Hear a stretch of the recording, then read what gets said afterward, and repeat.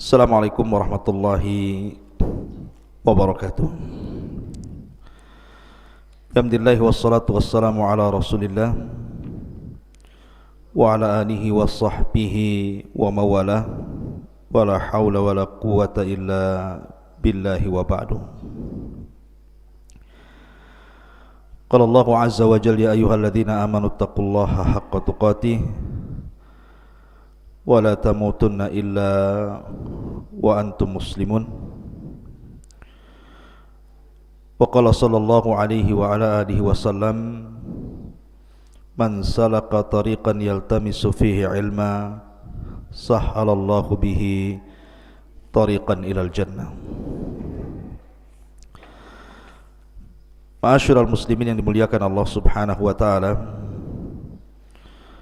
alhamdulillah di pagi hari ini Allah Subhanahu wa taala masih memberikan nikmat kepada kita sehingga kita bisa duduk bermajlis ilmu walaupun lewat media.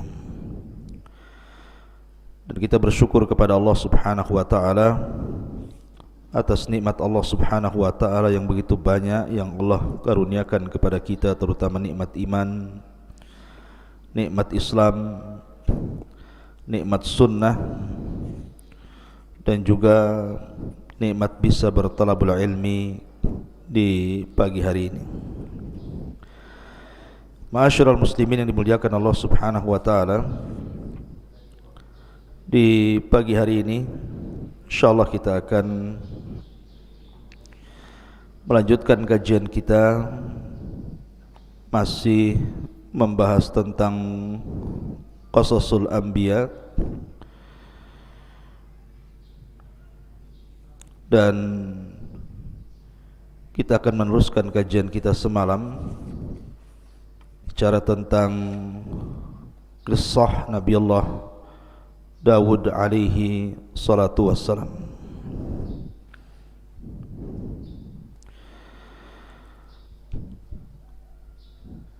Ma'asyiral muslimin yang dimuliakan Allah Subhanahu wa taala, di dalam Al-Qur'anul Karim kisah Nabi Allah Dawud alaihi salatu wassalam banyak terulang-ulang,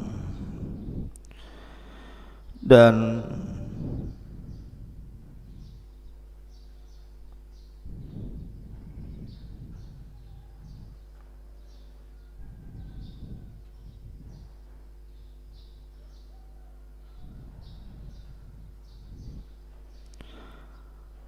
afwan ada gangguan teknis.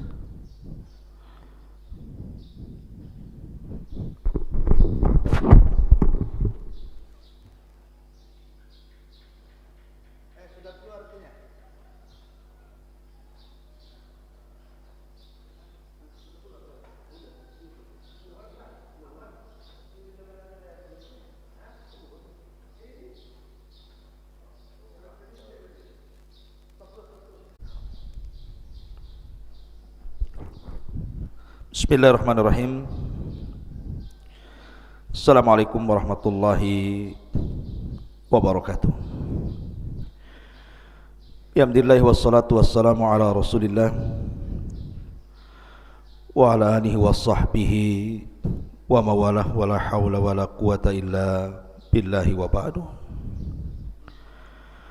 Qala Allahu azza wa jalla ya ayyuhalladzina amanu taqullaha haqqa tuqatih wa la tamutunna illa wa antum muslimun. Wa qala sallallahu alaihi wasallam, man salaka tariqan yaltamisu fihi ilma sahhalallahu lahu tariqan bihi ilal jannah.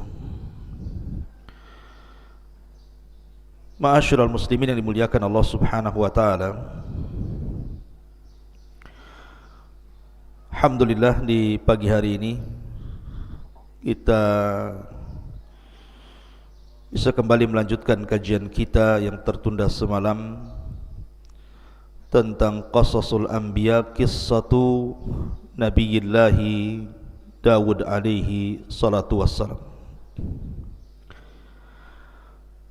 Nabi Dawud alaihi salatu wassalam adalah nabi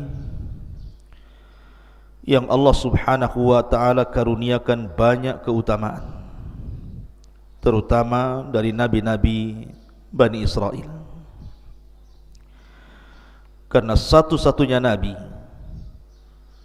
dan yang pertama dari kalangan nabi Bani Israel yang Allah subhanahu wa ta'ala berikan dua karunia yang sangat besar, karunia dari langit dan karunia dari bumi.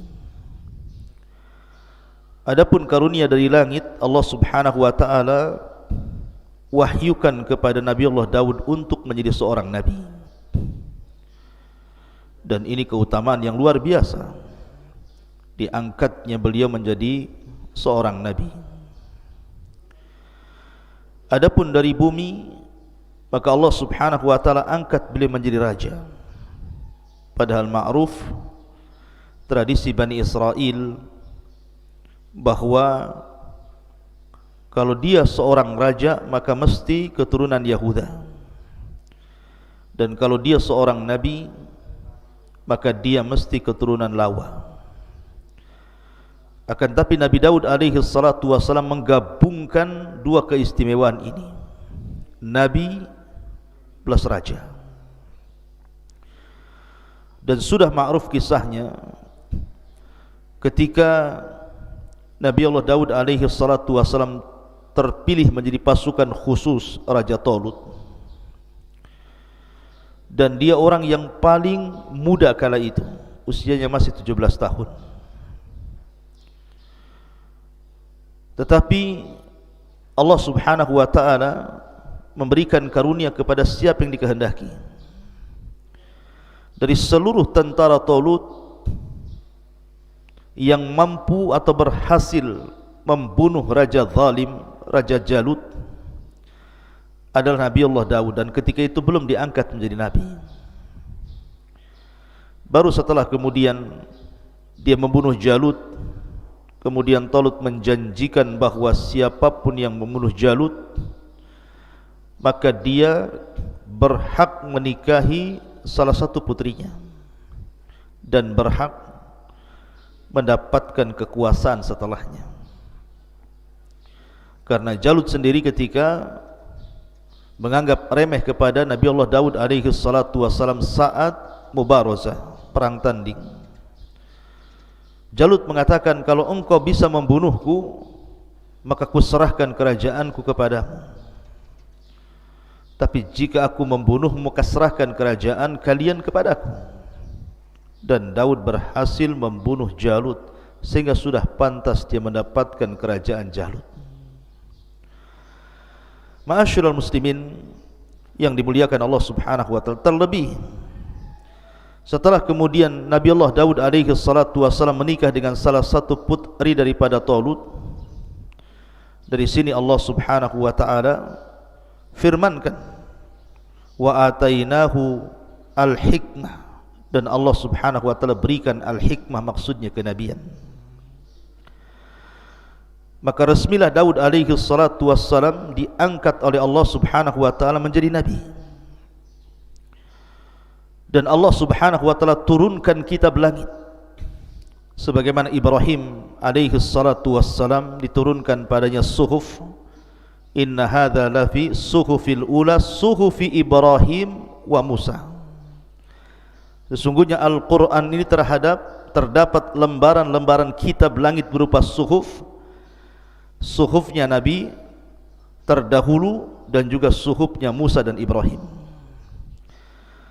Maka sebagaimana Nabi Allah Ibrahim diturunkan suhuf kepadanya, kemudian juga Nabi Musa alaihi salatu wassalam diturunkan Taurat, kemudian Isa bin Maryam diturunkan Injil, dan Rasul kita Muhammad sallallahu alaihi wasallam diturunkan Al-Quran, maka Nabi Allah Daud juga diturunkan Zabur. Tentu Zabur tidak sebagaimana Taurat, Injil ataupun Al-Quran yang sangat tebal, karena Zabur itu kinayah tarannum, mungkin semacam bait-bait syair yang suka ditaranumkan, dilanggamkan oleh Daud alaihi salatu wassalam, dan Daud memiliki 70 suara. Jadi kalau dia taranum membaca Zabur, maka dia membaca dengan 70 qiraah.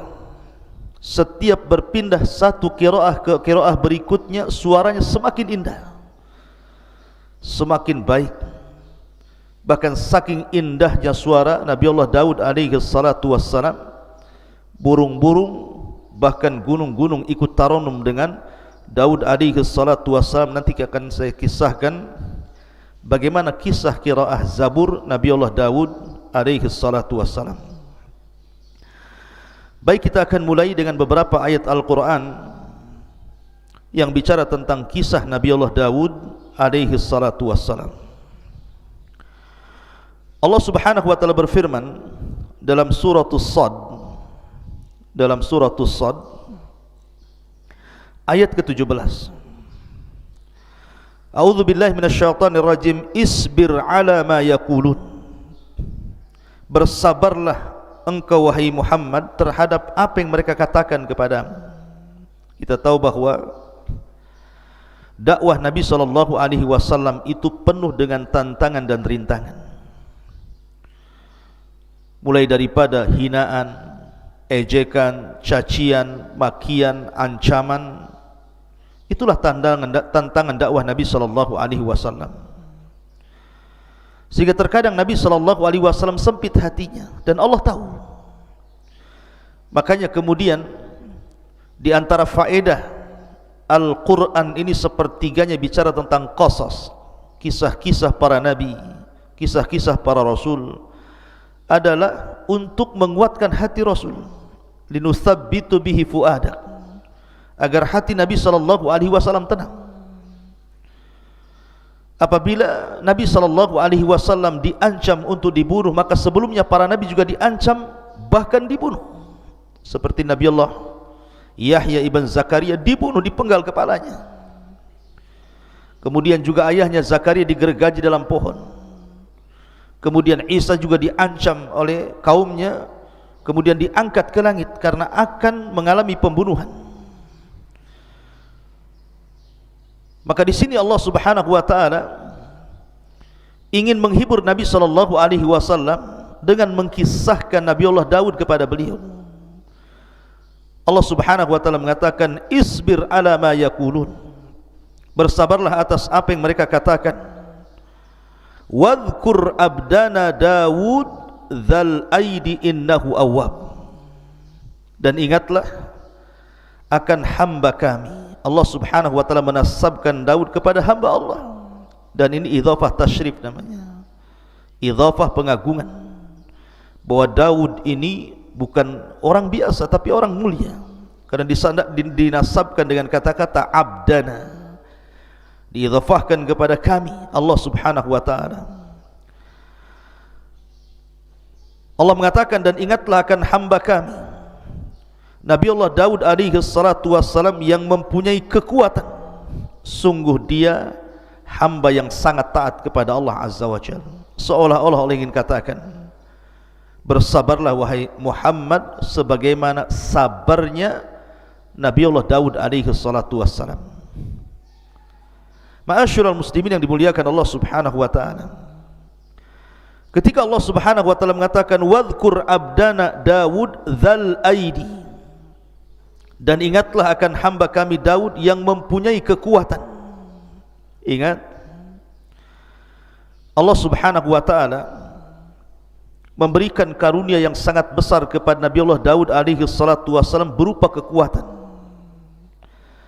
Makanya Allah Subhanahu wa taala menyebutkan dalam surah Sad ayat 20-nya, wasaddadna mulkahu, dan kami kuatkan kerajaannya. Para ulama tafsir mengatakan dal aidi innahu awwab, bahwa dia memiliki kekuatan, bukan hanya kekuatan kerajaannya, karena semenjak Nabi Allah Daud diangkat oleh Allah menjadi nabi, kemudian menjadi raja sepeninggal Talut, maka seluruh Bani Israel sangat mencintai Daud, berbeda dengan raja-raja sebelumnya. Terkadang Bani Israel mereka melakukan pemberontakan, atau kepada para nabi sebelumnya, terkadang mereka membunuh para nabi, mendustakan para nabi. Tapi tidak bagi Daud alaihi salatu wassalam. Seluruh Bani Israel suka dengan Daud karena dia memiliki kekuatan yang Allah anugerahkan. Bukan hanya kekuatan kerajaannya, kekuatan tentara-tentaranya dan banyaknya pasukannya, tapi dia juga memiliki kekuatan ibadah. Bahkan Nabi SAW menggambarkan dalam sebuah hadis, ahabbus siyami ilallah siyami Daud, kana yasumu yawman wa yuftiru yawman, wa ahabbus salati ilallah salati Daud, salatu Daud kana yanamu nisfal laili wa yakumu thuluthahu wa yanamu sudusahu. Muttafaqun alaih. Kata Nabi SAW, sebaik-baiknya puasa, kata Nabi SAW, sebaik-baiknya puasa adalah puasa Daud alaihi salatu wassalam. Makanya ada sahabat namanya Abdullah ibn Amr ibn As, salah seorang sahabat Rasul yang suka mencatat. Makanya Abu Hurairah radhiyallahu anhu mengatakan, orang yang paling banyak hafalan hadis dari Rasul itu adalah diriku, kecuali Abdullah ibn Amr bin As. Dia lebih banyak mengumpulkan riwayat dari Rasul karena dia mencatat. Lah Abdullah ibn Amr ibn As ini suka dengan puasa. Terkadang dia puasa 1 hari, kemudian tidak puasa 1 hari. Terkadang dia ingin puasa seterusnya karena dia sanggup melakukannya. Kalau bisa setiap hari puasa. Tapi Nabi SAW ketika itu mengatakan, sum yauman wa aftir yauman. Walaupun engkau sanggup berpuasa tiap hari wahai Abdullah ibn Amr, tetaplah kau harus berpuasa 1 hari dan meninggalkan puasa 1 hari. Wa dzalika siyamu Daud, itulah puasanya Nabi Daud. Wa huwa afdhalus siyam, dan itu seutama-utama puasa. Kata Abdullah bin Amr, ya Rasulullah, inni utiku afdhala min, aku bisa lebih baik daripada Daud, setiap hari puasa pun aku sanggup. Tapi Rasul mengatakan, la afdhala min dzalik, tidak ada yang lebih afdal dibandingkan puasa Daud. Puasa 1 hari, tinggalkan 1 hari. Kemudian Nabi SAW mengatakan, wa ahabus salati ilallah salatu Daud, dan seutama-utama salat, maksudnya salat sunnah, adalah salatnya Nabi Daud. Beliau tidur di pertengahan malam, kemudian bangun di sepertiganya, kemudian tidur di seperenamnya. Jadi Nabi Daud alaihi salatu wassalam itu terkenal qawwaman sawwaman. Kalau malam hari dia salat malam, dan kalau siang hari dia berpuasa. Dan dia seorang mujahid, seorang pemberani. Allah berikan kecerdasan kepada Daud alaihi salatu wassalam. Ma'asyiral muslimin yang dimuliakan Allah Subhanahu wa taala. Makanya para ulama mengatakan, di antara sebab kekuatan kekuasaan Daud itu karena 3 perkara. Pertama, fi jundihi, dari segi tentaranya sangat kuat dan banyak pasukannya dan tidak pernah terkalahkan. Yang kedua, wa quwwatihi, Allah berikan kekuatan ibadah. Bukan hanya kekuatan kerajaan, tetapi kekuatan ibadah. Dan tentu yang terakhir, nikmatun minallahi alaih, karena itu nikmat yang Allah anugerahkan kepada Daud alaihi salatu wassalam. Apa saja nikmat yang Allah anugerahkan kepada Nabi Allah Daud? Allah lanjutkan dalam surah Sad ayat 18-nya, inna sakharnal jibala ma'ahu yusabbihna bil ashi wal israq, sungguh kamilah yang menundukkan gunung-gunung itu untuk bertasbih bersama Daud pada waktu petang dan juga pada waktu pagi. Wat-tayra mahsyurah, wat-tayra mahsyuratan kullu lahu awwab. Bukan hanya gunung-gunung ditundukkan kepada Nabi Allah Daud alaihi salatu wassalam, sampai kepada kami tundukkan burung-burung dalam keadaan terkumpul masing-masing sangat taat kepada Allah Azza wa Jalla. Jadi kisahnya begini. Saya sudah ulangi dari awal tadi, Nabi Daud itu diberikan kehebatan bacaan Zabur. Kalau dia tarannum luar biasa. Dan itu diisyaratkan kepada sabda Nabi SAW ketika memuji orang-orang Asy'ariyun. Jadi ada kabilah di Yaman namanya Asy'ariyin, kabilahnya Abi Musa al-Asy'ari. Itu dikenal dengan suara Al-Quran yang sangat merdu. Jadi apabila pasukan Asy'ariyun ini berangkat jihad bersama Rasul, safar untuk berjihad, maka apabila di malam hari, kan yang terlibat dalam perang itu bukan hanya satu kabilah, berkabilah-kabilah, salah satunya kabilah Asy'ariyun. Apabila Nabi SAW beristirahat di malam hari dan pasukan pun beristirahat, Nabi SAW tahu di mana letak kabilah Asy'ariyun beristirahat, walaupun banyak kabilah. Sampai-sampai dia mengatakan, Innila a'lamu maudi al-Asy'ariyina indal jais. Aku tahu di mana letaknya kabilah Asy'ariyun di tengah-tengah pasukan. Kenapa? Karena kebiasaan mereka suka solat malam dan tarannum Al-Quran, dan suaranya indah. Makanya suatu malam Nabi SAW suatu ketika berjalan-jalan ke ganggang rumah-rumah kota Madinah, melihat-lihat kondisi sahabatnya.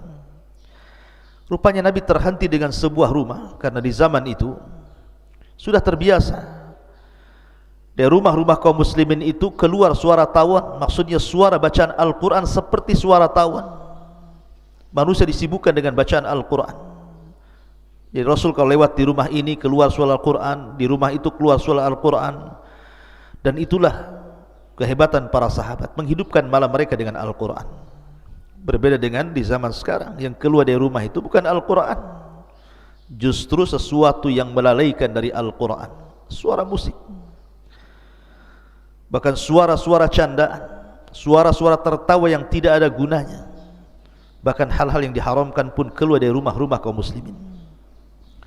Tapi di zaman itu tidak ada suara yang keluar dari rumah kaum muslimin di malam hari kecuali bacaan Quran. Sehingga Nabi SAW terhenti di salah satu rumah. Rupanya rumah itu adalah rumahnya Abu Musa al-Asy'ari radhiyallahu anhu. Maka Rasul tertegun mendengar suara bacaan Abu Musa al-Asy'ari yang luar biasa, merdu. Sampai Rasul tidak sadar waktu berjalan mendekati waktu subuh. Maka Rasul baru tersadar, langsung dia pulang. Kemudian persiapan sholat subuh. Setelah sholat subuh, dia panggil Abi Musa al-Asy'ari radhiyallahu anhu dan mengatakan, Ya Aba Musa, semalam aku terhenti di samping rumahmu dan aku mendengar suara Al-Quranmu yang begitu menakjubkan dan indah. Maka kata Abi Musa al-Asy'ari, Ya Rasulullah, kalau seandainya aku tahu kau berada di samping rumahku, ku indahkan lagi bacaanku. Kata Rasul, Ya Aba Musa, laqad utita mizmar min mazamiri ali Daud. Wahai Aba Musa, Allah sudah anugerahkan kepadamu suara indah seperti suara Daud dan keluarganya ketika tarannum Zabur. Saking indahnya. Dan saya katakan Daud memiliki 70 suara. Setiap satu suara berpindah ke suara berikutnya, maka suara itu jauh lebih indah dibandingkan suara sebelumnya. Sampai-sampai Allah gambarkan dalam surah As-Sad ayat 18-19 ini, ketika Nabi Allah Daud tarannum Zabur, maka burung-burung akan datang dari mana-mana, kemudian akan bernaung di atap rumahnya, di atap istananya. Mereka ikut bersiul, ikut melanggamkan seperti yang dilanggamkan Zabur oleh Daud alaihi salatu wassalam. Anda bisa bayangkan, apabila suara burung saja 2-3 ekor bersiul itu sudah bising itu. Tapi ini burung-burung dari mana-mana bersiul mengikuti tarannumnya Zabur yang dibacakan Daud alaihi salatu wassalam, sehingga membuat cemburu gunung-gunung. Seolah-olah gunung mengatakan, engkau izinkan burung-burung ikut tarannum bersama Daud, izinkan aku juga ya Rabb tarannum dengan Zabur yang dibacakan Daud alaihi salatu wassalam. Akhirnya Allah subhanahu wa ta'ala izinkan, akhirnya gunung pun bersuara. Karena ulama tafsir mengatakan bahwa tasbihnya gunung dan juga burung-burung itu ala zahiriha, dibawa kepada zahir Al-Quran. Jadi betul-betul bersuara. Dari sini ada kisah Israiliyat. Ketika sudah terlampau ramai suara burung, suara gunung, sehingga suara Daud otomatis mengecil. Karena suara burung saja sudah, kalau sudah berkicau itu melebihi suara manusia. Maka Daud mengadu kepada Allah Azza wa Jalla, ya Rabb, kalau aku taranum zabur sementara suara burung begitu bisingnya, suara gunung juga sama, bagaimana kau bisa mendengar suara zabur yang kubacakan untukmu? Maka dari situ kemudian Allah mengutus Jibril alaihi salatu wassalam, kemudian membawa Nabi Allah Daud ke dalam sebuah lubang ke dasar bumi. Sesampainya kemudian masuk ke dalam lubang ke dasar bumi itu, maka Jibril kemudian mengambil sebuah batu yang retak. Tiba-tiba batu itu dibelah, rupanya ada ulat di situ. Kata Jibril alaihi salatu wassalam, ya Daud, fasma mada yaqulu dud, dengarkan apa yang diucapkan oleh dud itu, maksudnya oleh ulat di dalam pecahan batu itu. Rupanya Daud mendekatkan telinganya, rupanya dia sedang bertasbih kepada Allah Azza wa Jalla. Kata Jibril, lihat, ini ulat di dasar bumi bertasbih, Allah mendengarnya. Apalagi engkau berada di atas bumi, tentu Allah lebih mendengarnya. Walaupun suara-suara burung dan gunung itu, mereka pun bersuara melebihi suaramu. Tapi ini kisah Israiliyat.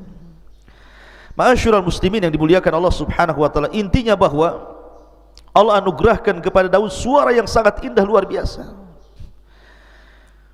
Dan ketika suara Nabi Allah Daud itu mempengaruhi suara burung, mempengaruhi gunung, menunjukkan bahwa bacaan ayat-ayat Allah itu memiliki pengaruh kuat kepada manusia. Makanya kita lihat Nabi SAW itu bukan hanya membaca Al-Quran, tetapi juga rindu mendengarkan bacaan Al-Quran orang lain. Suatu ketika Nabi SAW memanggil Abdullah ibn Mas'ud yang kunyahnya Ibnu Ummi Abdin. Suaranya juga indah, bahkan pernah disejajarkan dengan suara Jibril ketika Rasul pulang dari safar bersama Abu Bakar dan Umar, kemudian mendengar suara Abdullah ibn Mas'ud membaca Al-Quran. Kata Nabi SAW, ya Aba Bakrin wa ya Umar, wahai Abu Bakar dan Umar, man arada an yasma'al Qur'ana ghaddan tariyan falyasma' ala qiraati Ummi Abdin. Wahai Abu Bakar, wahai Umar, kalau engkau ingin mendengarkan bagaimana Al-Quran itu turun kepadaku, ketika Jibril membaca Quran kepadaku, maka perdengarkan suara Ibnu Ummi Abdin, maksudnya Abdullah ibn Mas'ud. Jadi Rasul memanggil Abdullah ibn Mas'ud dan mengatakan, Iqra alayya al-Quran, wahai Abdullah bin Mas'ud, tolonglah bacakan untukku Al-Quran. Kata Abdullah bin Mas'ud, ya Rasulullah, a'aqra'u alayka wal Qur'anu unzila ilaik? Rasul, bagaimana mungkin aku membacakan Al-Quran kepadamu sementara Quran itu turun kepadamu? Tapi Rasul mengatakan, Iqra, baca saja. Faqara'a, maka dia pun membaca suratul Nisa sampai kepada ayat, wa kaifa idza ji'na min kulli ummatin bisyahid wa ji'na bika ala haula'i syahida. Bagaimana kalau seandainya setiap umat itu memerlukan saksi dan engkau saksi bagi umat-umat itu? Sampai kepada ayat ini Rasul mengatakan, hasbuka hasbuka, cukup cukup. Rupanya Abdullah ibn Mas'ud melihat Rasul menangis, merenungkan ayat yang dibaca Abdullah ibn Mas'ud radhiyallahu anhu. Jadi Al-Quran itu mempengaruhi sampai kepada Nabi SAW. Makanya kita lihat ada seorang ulama namanya Fudail ibn Iyad, seorang perompak padang pasir. Ketika dia hendak merampok salah satu rumah orang kaya milik seorang wanita tajir, ada yang mengatakan hendak melihat wanita yang disukainya, seorang jariyah, naik ke atas rumah. Tiba-tiba sahibul bait, pemilik rumah itu sedang qiyamul lail, kemudian membacakan Al-Quran sampai kepada ayat alam ya'ni lilladzina amanu an tash'a qulubuhum bi dzikrillah wa ma nazala minal haq. Tidakkah sampai usia maksudnya 40 tahun untuk menyadarkan dia kembali berzikir kepada Allah dan begitu seterusnya. Tiba-tiba Fudail bin Iyad hampir jatuh dari atap rumah itu. Dia mikirkan ayat itu. Sampai akhirnya dia pun bertobat dari rampoknya, kemudian belajar sehingga menjadi alim min ulama'i dunia. Jadi ulama dunia, terkenal zuhud wara'nya. Intinya bahwa faedah yang sangat besar dari kisah Nabi Daud alaihi salatu wassalam, dia mampu membaca Zabur dan Allah anugerahkan suara yang sangat indah. Maka bagi anda yang Allah anugerahkan suara indah, gunakan untuk membaca Al-Quran. Buat apa anda gunakan untuk menyanyi? Tidak ada faedahnya dunia akhirat. Wa minan nasi man yashtari lahwal hadith liyudhilluka an sabilillah. Karena ada sebagian manusia itu yang akan memperjualbelikan lahwal hadis, ucapan-ucapan yang tidak ada gunanya untuk menyesatkan jalan Allah. Maka gunakan suara emas, suara indah anda untuk membaca Al-Quran. Rasul mengatakan, "Man lam yataghanna bil Quran falaysa minni." Siapa yang tidak melanggamkan Al-Quran dengan suara indah, maka bukan termasuk umatku. Quran itu indah dan akan semakin indah bila dibacakan orang yang memiliki suara indah. Ma'asyiral muslimin yang dimuliakan Allah Azza wa Jalla. Kemudian Allah mengatakan dalam surah As-Sadd ayat 20-nya, "Wa shaddadna mulkahu wa atainahul hikmata wa faslal khitab." Dan kami kuatkan kerajaannya. Sekali lagi, Daud ini diberikan anugerah kekuatan kerajaan karena semua Bani Israel mendukungnya. Tidak ada satupun yang memberontaknya. Selama 40 tahun Nabiullah Daud berkuasa, kehidupan Bani Israel sungguh di atas kejayaan. Memiliki raja plus juga nabi, dan memiliki tentara yang sangat kuat dan kekuatan ibadah yang luar biasa. Makanya Allah mengatakan, dan kami kuatkan kerajaannya, wa atainahul hikmah, dan kami berikan hikmah kenabian kepadanya, wa faslal khitab, dan kebijaksanaan dalam memutuskan perkara. Jadi Nabi Allah Daud itu subhanallah, dia diberikan kepahaman yang luar biasa. Setiap kasus yang ditanganinya, maka Allah berikan jalan keluarnya. Jadi kalau ada orang bertengkar, berselisih, meminta didamaikan, meminta fatwa, maka Nabi Allah Daud alaihi salatu wassalam pakarnya menyelesaikan seluruh problematika umatnya, tentu atas karunia dan izin dari Allah yang Allah berikan kecerdasan, kepahaman kepada Daud sehingga mampu menyelesaikan setiap kasus per kasus yang terjadi kepada umatnya. Nanti kita akan jelaskan, karena Nabi Allah Daud itu membagi hari menjadi 3. Satu hari dia gunakan untuk memutuskan perkara. Setiap umatnya yang datang berkasus, maka dia harus memutuskan perkara itu, dan selalu ada jalan keluarnya. Yang kedua, satu hari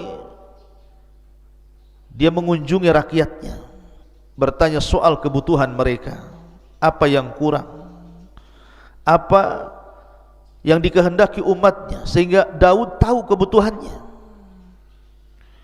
Kemudian yang ketiga, satu hari beliau gunakan untuk ibadah. Tidak boleh ada siapapun yang mengganggunya sampai kepada keluarganya. Dia punya ruangan khusus, beribadah saja satu hari itu.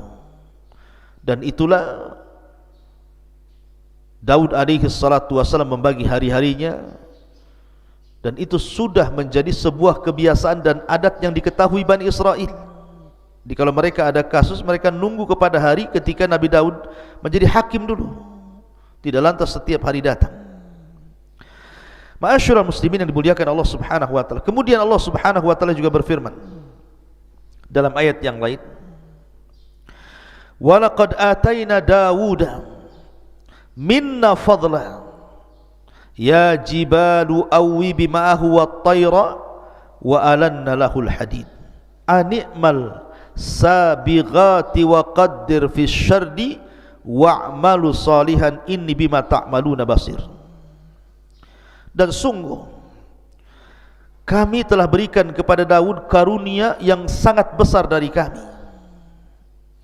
Kemudian Allah mengatakan, wahai gunung-gunung, wahai burung-burung, bertasbihlah berulang-ulang bersama Daud, dan kami telah melunakkan besi untuknya. Buatlah baju besi yang besar-besar dan ukurlah anyamannya, dan kerjakanlah kebaikan. Sungguh aku maha melihat apa yang kamu kerjakan. Jadi selain Daud alaihi salatu wassalam mampu tarannum dengan 70 qiraah, sehingga gunung dan juga burung-burung ditundukkan kepada Nabi Daud alaihi salatu wassalam, Daud juga walaupun dia seorang nabi, seorang raja, bukan berarti kemudian dia mengandalkan keutamaan yang Allah anugerahkan kepadanya untuk mencari rezeki, tidak. Tapi dia bekerja sendiri. Dia tidak mengandalkan gaji, mungkin bahasa kitanya. Tidak semena-mena karena dia seorang raja, memiliki istana, memiliki dayang, memiliki pasukan. Tidak. Daud bekerja sendiri dengan keringatnya. Salah satu pekerjaan yang masyhur, dan ini salah satu mukjizat yang Allah anugerahkan kepada Daud juga, dia mampu membuat baju besi tanpa ada pembakaran api. Jadi kalau seandainya saya analogikan seperti Anda membuat kue, mengadon roti, cukup dengan tangan, dikuel-kuel mungkin bahasa kitanya ya, dirakit sendirian dengan tangannya, seolah-olah sudah ada panas di dalam tangannya itu, sehingga dia membuat baju besi itu tinggal membelok-belokkan saja. Dan dia adalah orang yang pertama kali membuat baju besi perang. Makanya wajar kalau tentaranya kuat, karena di zaman itu tidak dikenal tentang baju besi. Dialah yang mencetus pertama pembuatan baju besi dengan mukjizat dari Allah Subhanahu wa taala, mampu merangkai baju besi tanpa harus dibakar. Cukup kemudian dirakit dengan tangannya, dan baju besinya sangat indah, sangat kokoh. Dia walaupun besi tetapi ringan dipakai.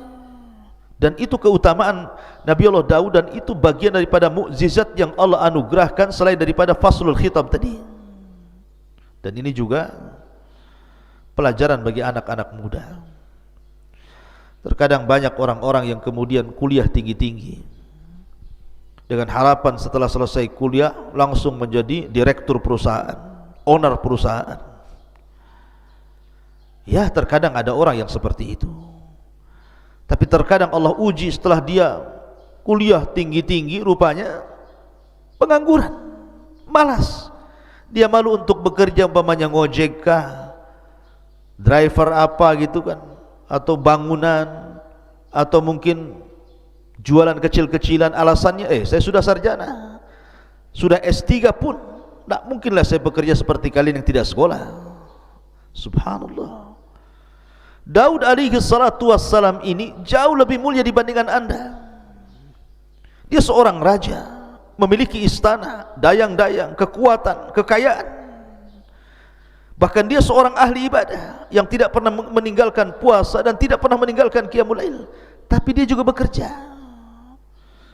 Makanya terkadang ada orang-orang yang malas sehingga menjadi peminta-minta. Kita lihat di lampu merah itu, terkadang kita melihat orangnya kuat, kekar, masih muda, kerjanya minta-minta. Lihatlah bagaimana Nabi Allah Daud mengajarkan kepada kita, walaupun dia seorang nabi, seorang raja, dilimpahkan karunia yang banyak, tetap saja dia bekerja dengan amalan tangannya. Makanya Nabi SAW bersabda, ma akala ahadun ta'aman qad khairan min an ya'kula min amali yadihi, wa anna Nabi Allah Daud kana ya'kulu min amali yadihi. Tidaklah seseorang itu memakan sebuah makanan yang jauh lebih baik dibandingkan makan itu hasil jerih payah tangannya. Dan sesungguhnya Nabi Allah Daud, beliau memakan dari hasil tangannya. Ma'asyiral muslimin yang dimuliakan Allah Azza wa Jalla, maka dari sini mengisyaratkan bahwa Nabi Daud alaihi salatu wassalam beramal sendirian, bahkan dilebihkan dari para nabi. Dan kebiasaan para nabi juga, mereka bekerja. Ibrahim alaihi salatu wassalam, dia jual baju. Dia membeli baju di pasar di tempat lain, kemudian dijual di tempat lain. Itu Ibrahim Khalilur Rahman, pemimpin ataupun Abul Anbiya, bapaknya para nabi, bekerja. Zakaria Najjar, mungkin bahasa kita Najjar itu semacam ya pembuat kayu. Ini zaman sekarang ini mebel gitu ya. Itulah pekerjaannya Nabi Zakaria alaihi salatu wassalam. Bahkan Rasul tidak malu-malu untuk menjadi ra'il ghanam, penggembala kambing milik tuan Arab. Dan begitulah para nabi mengajarkan kepada kita agar kita bekerja dan bekerja mencari yang baik dan halal. Kulu min tayyibati ma razaqnakum. Ma'asyiral muslimin yang dimuliakan Allah Subhanahu wa taala. Kemudian kalau kita melihat bagaimana keistimewaan Nabi Allah Daud alaihi salatu wassalam, juga Allah Subhanahu wa taala berfirman di dalam Al-Quranul Karim, walaqad atayna Dawuda wa Sulaiman ilma wa qala alhamdulillahi alladhi faddalana ala katsiri min ibadinal mu'minin. Dalam surah An-Naml ayat 15 Allah katakan, dan sungguh kami berikan kepada Dawud dan Sulaiman ilmu yang banyak.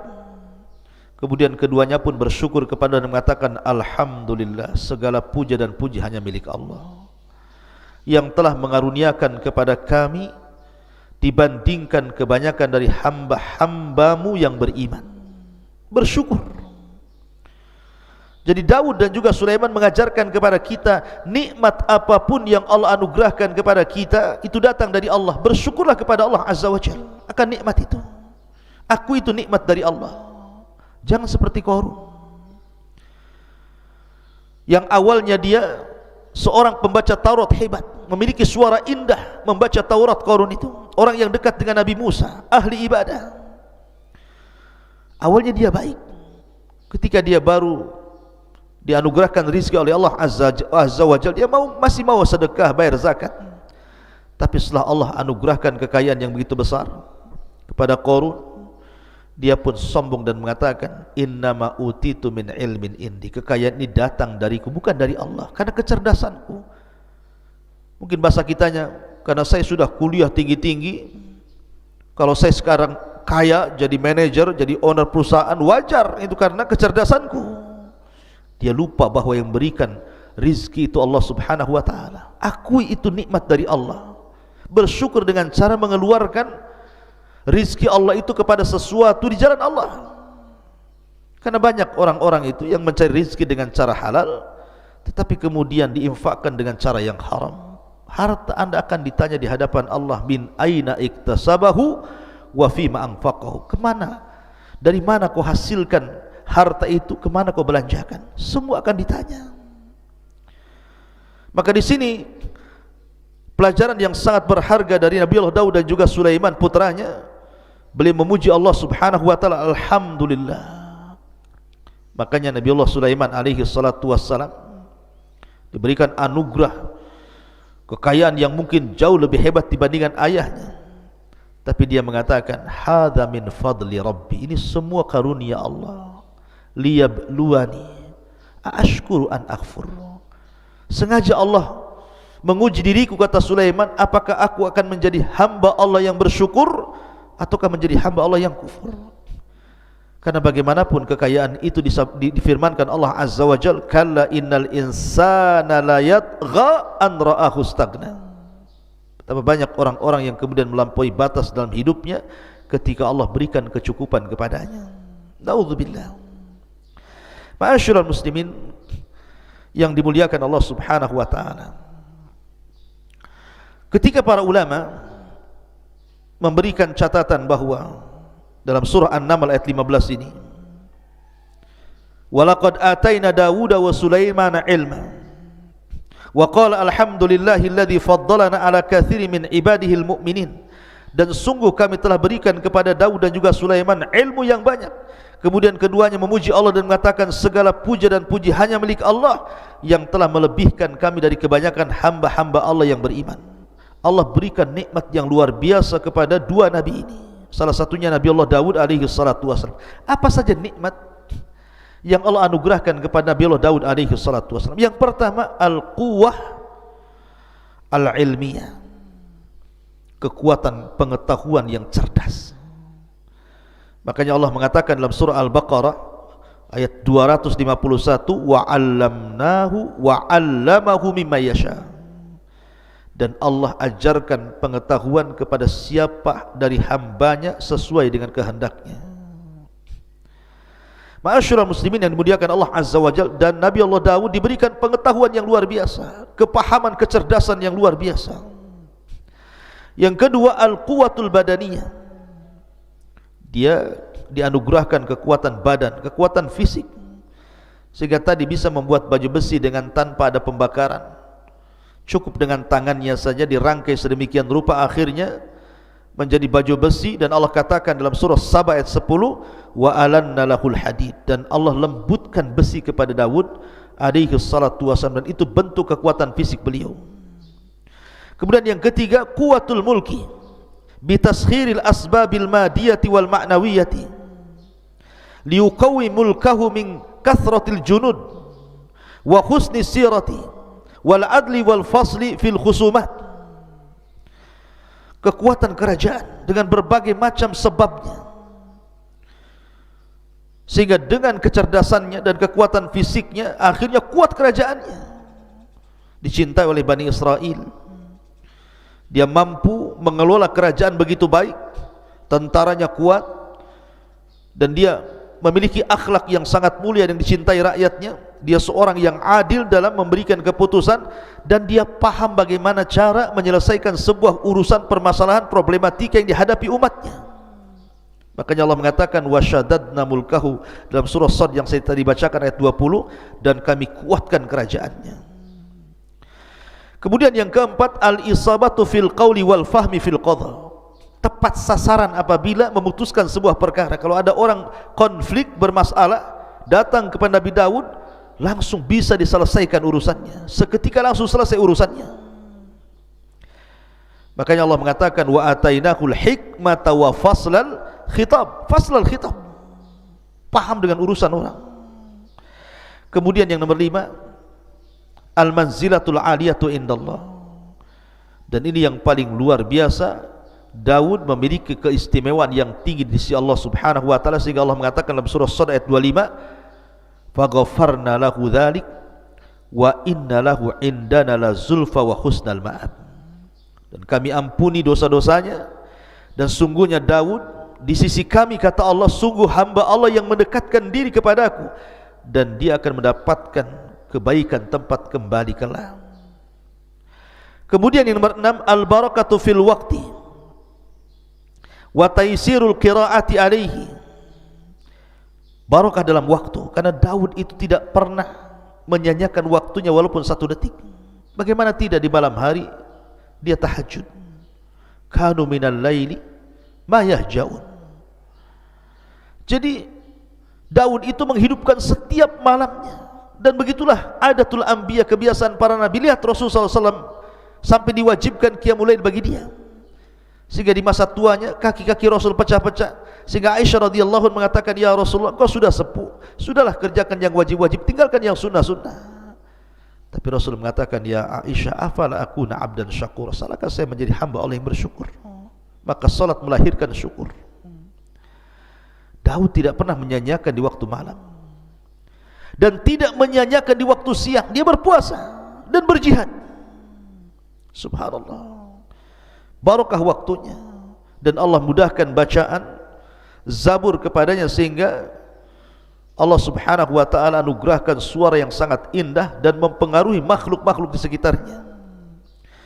Kemudian nomor 7, husnus saut, indahnya suara. Saya katakan Daud memiliki 70 qiraah. Satu qiraah lebih indah daripada qiraah berikutnya, dan itu keistimewaan. Makanya saya katakan, anda yang memiliki suara emas, suara indah, gunakan untuk baca Quran. Bukankah Rasul yang mengatakan, man qara harfa min kitabillah falahul hasanatu wal hasanatu bi asyri amthaliha, la aqulu alif lam mim harfun walakin alifun harfun wa lamun harfun wa mimun harfun, kata Rasul. Saya membaca 1 huruf, siapa yang membaca 1 huruf dalam Al-Quran, maka dia dapat 1 kebaikan yang dilipat gandakan 10 kali lipat kebaikan. Aku tidak katakan alif lam mim 1 huruf, tapi alif 1 huruf, lam 1 huruf, mim 1 huruf. Anda bisa bayangkan, baca surah Al-Fatihah saja, kalau 1 huruf 10 kebaikan, berapa kebaikan yang anda akan dapati dari baca Al-Quran itu. Ma'asyiral muslimin yang dimuliakan Allah Subhanahu wa ta'ala, Adapun beberapa kisah yang terkait dengan Nabi Allah Daud alaihi salatu wassalam disebutkan dalam riwayat Abi Hurairah radhiyallahu anhu. Jadi ketika Allah Subhanahu wa taala menciptakan Adam alaihi salatu wassalam, kemudian meniupkan ruh, kemudian dia pun bersin, kemudian Allah mengajarkan untuk membaca alhamdulillah, kemudian Allah jawab yarhamukallah, kemudian Allah mengatakan idhab ila ulaikal malaika, wahai Adam, temui para malaikat yang ada di hadapanmu, ucapkan kepada mereka assalamualaikum. Maka Adam pun kemudian datang kepada para malaikat mengucapkan assalamualaikum, dan malaikat menjawab waalaikumsalam warahmatullahi wabarakatuh. Kemudian Adam kembali kepada Allah dan mengatakan inna hadhihi tahiyyatuka wa tahiyyatu ummatika ya Adam.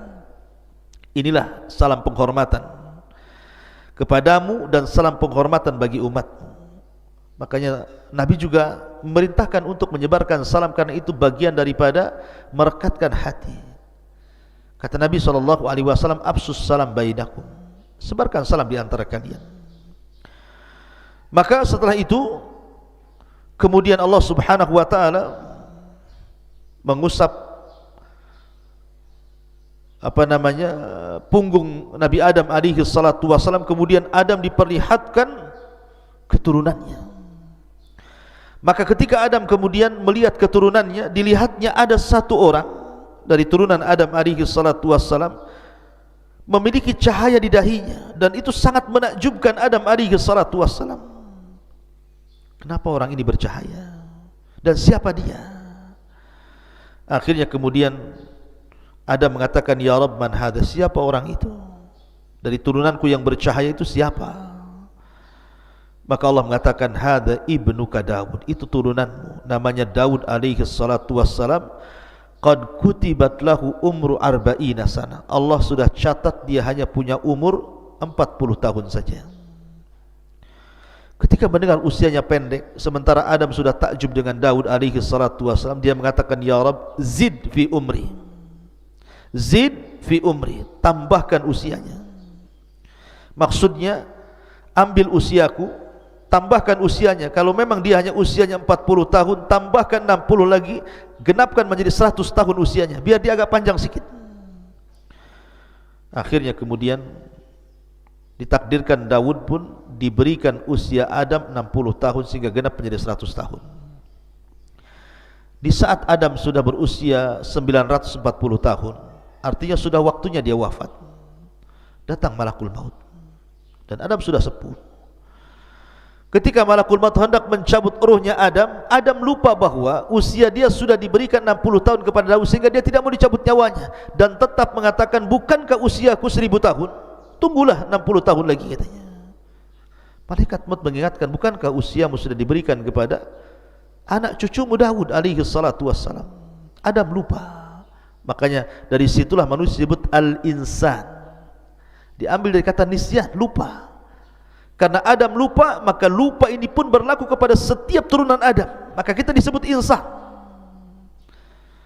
Tapi lihat di sini ada hubung kait antara Nabi Allah Adam alaihi salatu wasallam dengan Nabi Allah Daud.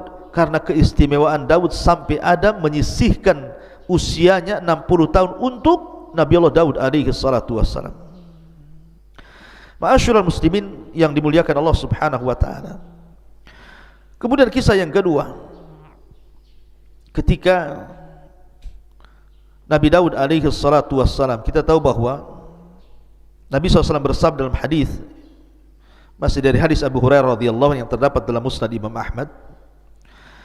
Jadi Daud itu memiliki kecemburuan yang luar biasa dalam ibadah. Jadi kalau seandainya dia keluar, idza kharaja, kalau dia keluar, ughliqat al-abwab falam yadkhul ala ahlihi ahad. Kalau dia keluar, dia tutup ruangan khusus, sampai keluarganya pun tidak boleh masuk ke ruangan itu sampai dia kembali. Jadi suatu ketika dia keluar, zata yaumin wa ghallaqatid dar, dan dia pun menutup ruangannya khusus itu, tidak boleh ada yang masuk sampai keluarganya. Kemudian fa aqbalat imra'atuhu, tiba-tiba kemudian salah satu istrinya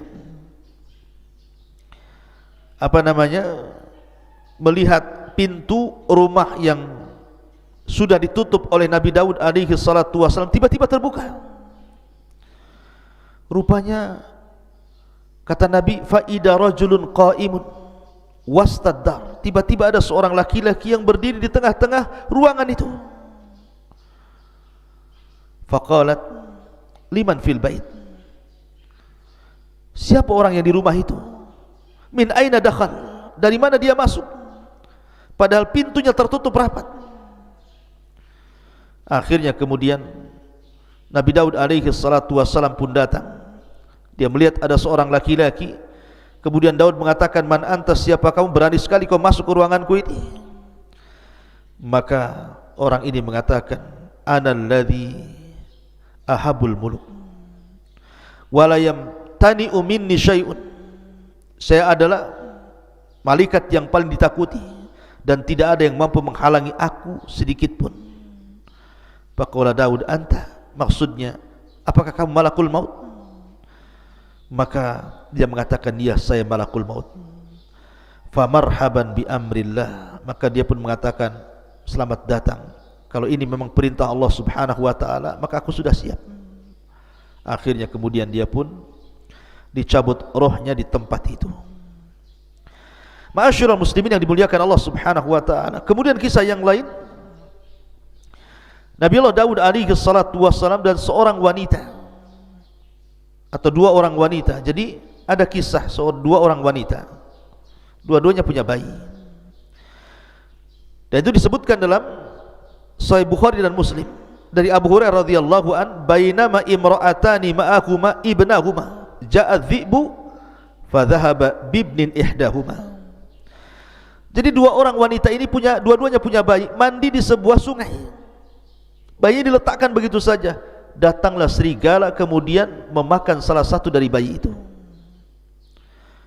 Lah dua saudari ini akhirnya saling mengklaim bahwa bayi yang masih hidup adalah bayinya. Kata adiknya, ini bayi saya. Kata kakaknya, ini bayi saya. Akhirnya keduanya menghadap Nabi Allah Daud alaihi salatu wassalam. Lah kakak yang tertuanya mengatakan kepada Daud bahwa ini bayi saya, kemudian berhujjah. Sehingga Daud terpengaruh dengan ucapan wanita itu dan mengatakan, kalau begitu bayi ini milikmu. Yang adiknya menangis. Sampai datang anaknya Nabi Allah Sulaiman mengatakan, wahai ayahku, izinkan aku untuk memutuskan perkara ini. Kata ayah, silakan. Maka Nabi Allah Sulaiman mengatakan, kembalikan bayimu itu. Bagaimana kalau saya potong jadi dua bayimu, dari pusar ke bawah ambil, dari pusar ke atas kau ambil. Rupanya sang adik mengatakan, ya Nabi Allah Sulaiman, kalau engkau harus melakukan seperti itu, tidak usah, aku ikhlas, aku berikan bayi ini kepada kakakku, katanya. Kata Nabi Allah Sulaiman, sungguh bayi itu milikmu. Kenapa? Nabi Allah Sulaiman melihat bahwa ada hubung kait antara wanita dengan bayi ini, ada perasaan yang sangat lembut, insting yang sangat kuat, memang itu anaknya. Makanya dua nabi ini luar biasa, diberikan kecerdasan luar biasa. Kemudian juga kisah yang berikutnya juga disebutkan dalam surah Sad. Saya ulangi dari awal. Ya, Nabi Daud alaihi salatu wassalam ini diberikan oleh Allah subhanahu wa ta'ala kecerdasan yang luar biasa, dan dia membagi waktunya menjadi tiga waktu. Jadi satu hari untuk memutuskan perkara, satu hari untuk melihat-lihat rakyatnya, dan satu hari untuk beribadah. Dihabiskan satu hari itu untuk beribadah kepada Allah Azza wa Jalla. Jadi suatu hari disebutkan di dalam Al-Quran surah Sad ini, wa hal ataka naba'ul khasmi id tasawwarul mihrab, dan apakah telah sampai kepadamu berita orang-orang yang berselisih ketika mereka memanjat dindingnya mihrab. Jadi Daud itu punya ruangan khusus, dindingnya tinggi, enggak ada orang yang bisa memanjat di situ. Tapi suatu malam yang harusnya Nabi Daud itu hari itu dia gunakan untuk ibadah, kan ada hari lain untuk memutuskan perkara, tiba-tiba ada dua orang yang memanjat ke dalam pagarnya. Manusiawi, Daud takut, ini siapa kok bisa manjat pagar? Ya.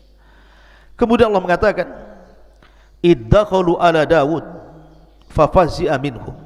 Ketika mereka masuk menemui Daud, Daud pun takut dan terkejut. karena kedatangan mereka. Qalu, maka dua orang yang berselisih ini mengatakan kepada Daud, la takhaf, jangan takut. Khasmani baga ba'duna ala ba'din fahkum bainana bil haqq wala tushtit wahdina ila sawa'is sirat. Jangan takut, kami dua orang yang sedang berselisih, sebagian kami menzalimi sebagian yang lainnya, maka berilah keputusan kepada kami secara adil, dan janganlah menyimpang dari kebenaran, serta tunjuki kami jalan yang lurus kepada Allah Subhanahu wa ta'ala. Daud terperanjat. Kata Daud, ya sudah, apa masalah? Kemudian yang salah satu ini dari dua orang yang berselisih, yang satu diam saja, tapi yang satu bicara terus. Inna hadza akhi, ini saudaraku. Lahu tis'un wa tis'una na'ja, dia mempunyai 99 ekor dari kambing betina. Waliya na'jatun wahid, dan aku hanya mempunyai seekor kambing betina saja. Faqala aqfilniha wa azzani fil khitab, lalu dia berkata, serahkanlah kambingmu itu kepadaku, dan dia mengalahkan aku dalam perdebatan. Qala laqad dhalamaka bisu'ali na'jatika ila ni'aji, Daud berkata, sungguh dia telah berbuat zalim kepadamu dengan meminta kambingmu itu untuk ditambahkan kepada kambingnya. Jadi dua orang ini, yang satu punya kambing 99 ekor, yang satu memiliki satu kambing. Yang 99 ekor ini bersiasat supaya satu kambing ini diserahkan kepadanya sehingga genap menjadi 100. Jadi yang satu kambing, yang pemilik kambing ini meminta agar Nabi Daud menyelesaikan masalahnya. Ini orang ini mendolim sama saya, masa saya punya satu kambing mau diambil? Maka Allah Subhanahu wa ta'ala kemudian mengatakan, wa inna kathiran minal khulata la yabghi ba'duhum ala ba'din illa alladhina amanu wa amilus salihat wa qalilum mahum wa dhanna Daud annama fatannahu fastaghfara rabbahu wa kharra raki'an wa anab. Kalau Allah Subhanahu wa ta'ala mengatakan, dan sungguh memang banyak di antara orang-orang yang bersekutu itu benar-benar berbuat zalim sebagian mereka kepada sebagian yang lainnya. Masalahnya di sini, Nabi Daud alaihi salatu wassalam dalam hal ini memang kurang bijak. Karena Nabi Allah Daud alaihi salatu wassalam hanya mendengarkan satu pihak dan tidak mendengarkan pihak lain. Dia hanya mendengarkan dari pihak orang yang satu kambing itu, yang mempunyai satu kambing, dan tidak mendengarkan pihak yang kedua yang memiliki 99 kambing. Masalahnya apa sehingga dia mau mengambil satu kambing itu? Harusnya kan dua-duanya. Oke, masalahnya apa? Karena kalau orang berserikat itu kebanyakan mereka pasti ada masalah. Karena Allah yang mengatakan kalau orang sudah berserikat dalam usaha, kebanyakan itu satu dengan yang lain pasti saling menzalimi. Sedikit sekali orang yang berserikat itu berakhir dengan kebaikan, rata-rata berakhir dengan keburukan. Satunya menzalimi, satunya mendustai, satunya mengambil hasilnya, satunya begitu seterusnya.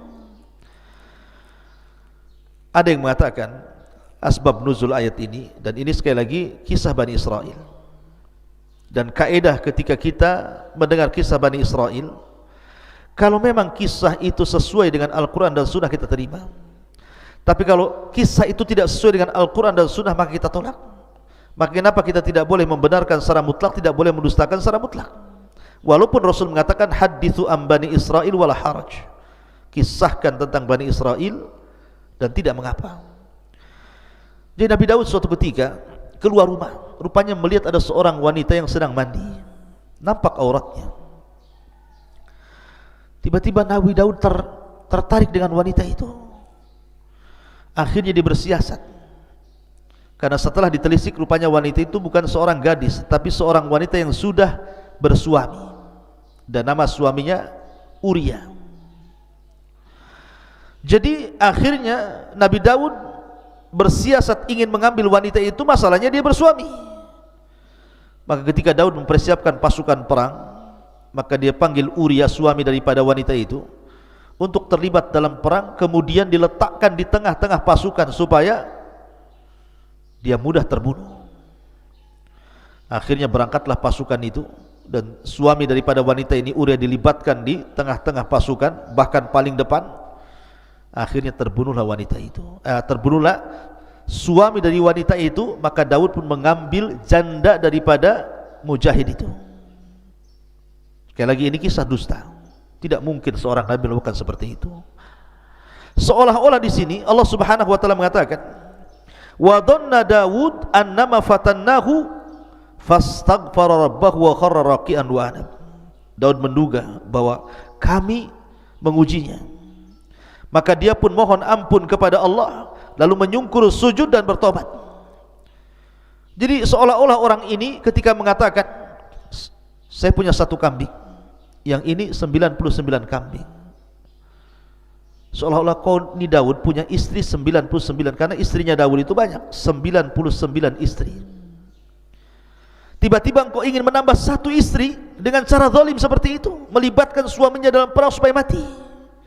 Sama dengan kisah ini, orang ini memiliki 99 kambing, kemudian saudara yang memiliki satu kambing, kemudian yang 99 yang punya kambing ini hendak menzalimi saudaranya dan mengambil satu kambing biar dimasukkan menjadi 100. Maka Daud pun sadar, jangan-jangan ini peringatan bagi dia. Makanya dia langsung minta ampun kepada Allah, langsung sujud dan kembali kepada Allah Azza wa Jalla. Sekali lagi, kisah ini kisah dusta.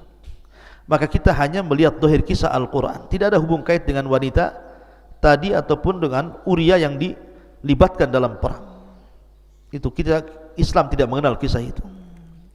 Dan dari sini Allah mengatakan, faghfarna lahu dzalik wa inna lahu indana la zulfa wa husnal ma'ab. Lalu kami mengampuni kesalahan itu, dan sungguh dia mempunyai di sisi kami kedudukan yang benar-benar dekat dan tempat kembali yang baik. Dan Allah katakan, ya Daud, inna ja'alnaka khalifatan fil ardi fahkum bainan nasi bil haq wa la tattabil hawa fayudillaka an sabilillah. Innal ladhina yadilluna an sabilillah lahum adzabun syadid bima nasu yaumal hisab. Allah berfirman, wahai Daud, sesungguhnya engkau kami jadikan penguasa di bumi ini, maka berilah kepada putusan perkara di antara manusia itu dengan sangat adil, dan jangan kau ikut hawa nafsu dirimu, karena akan menyesatkan dirimu dari jalan Allah. Maka siapapun yang tersesat dari jalan Allah, mereka pantas mendapatkan adab yang berat, karena mereka melupakan hari perhitungan. Seolah-olah Allah ingin berikan pelajaran kepada Daud. Terkadang ada orang yang berselisih dan minta diselesaikan hari ini juga, takkan mungkin menunggu sampai 3 hari.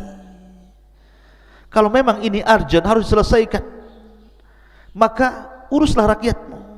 Jangan membagi hari menjadi 3 sehingga kalau ada orang masalah nunggu hari di mana Daud alaihi salatu wasallam ada keluangan untuk memutuskan perkara. Kalau memang di hari itu engkau hari beribadah, atau di hari engkau sedang melihat rakyatmu tiba-tiba ada masalah, putuskan hari itu juga. Itu zahir Al-Quran seperti itu. Dan Nabi Allah Daud alaihi salatu wasallam seorang nabi yang dikaruniakan banyak nikmat oleh Allah Subhanahu wa taala, dan Allah anugerahkan kepadanya putra yang luar biasa, Nabi Allah Sulaiman alaihi salatu wasallam. Bagaimana kisah Nabi Daud alaihi salatu wasallam dan juga putranya Nabi Allah Sulaiman, dan bagaimana juga kisah Nabi Allah Sulaiman alaihi salatu wassalam, insyaallah kita akan bersambung lain kesempatan. Mudah-mudahan ada manfaatnya. Subhanakallahumma bihamdika asyhadu an la ilaha illa anta astaghfiruka wa atubu ilaik. Assalamualaikum warahmatullahi wabarakatuh.